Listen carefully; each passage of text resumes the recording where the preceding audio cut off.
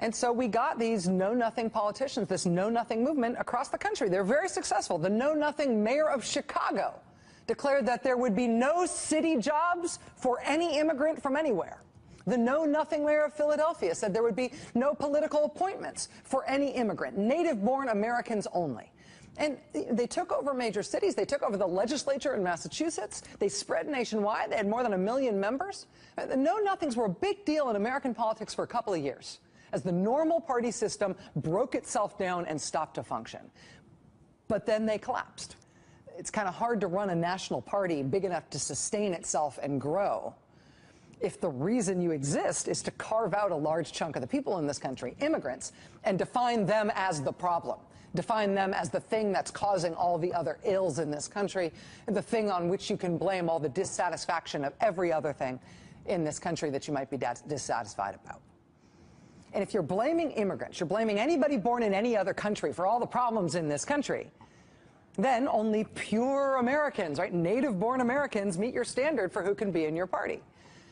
Problem is, we're just not that kind of a country. Population-wise, we are basically all immigrants. Perception of honest and trustworthiness, that is a more slippery thing. Watch what former Secretary of State Hillary Clinton says here. When I put that issue directly to her today in her last interview before the New Hampshire primary. I mean, pollsters will basically tell you that the issue of trustworthiness and honesty is the biggest challenge she's got with persuadable voters. But just watch her response and check out the fighting words that she's got at the end here when I ask her about this. Industrial states like Ohio and Illinois and Missouri and to a certain extent North Carolina.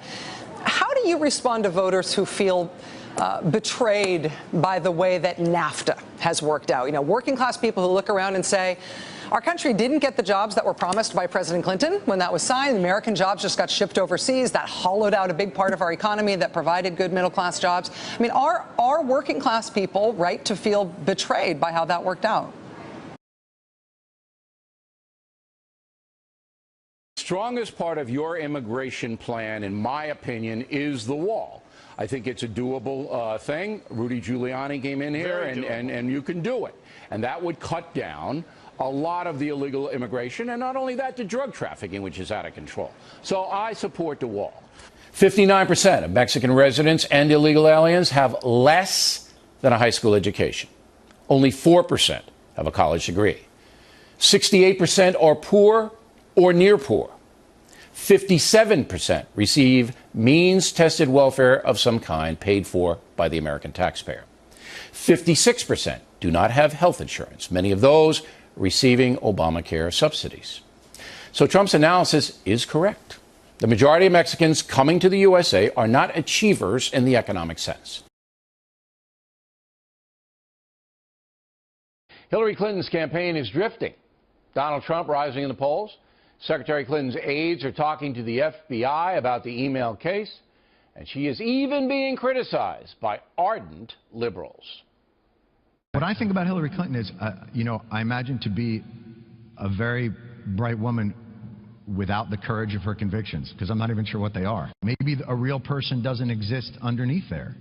I don't know. A lot of money. And you, if you're president, are going to take more of my money and your husband's money away. Okay. Now I'm paying 33% Fed tax now. You're going to raise that to what? I'm going up to what we had in the 1990s. 39 and a half, all right? 36, 39. All right, so I'm getting a 6.5% bump, and so is Bill Clinton. It's only for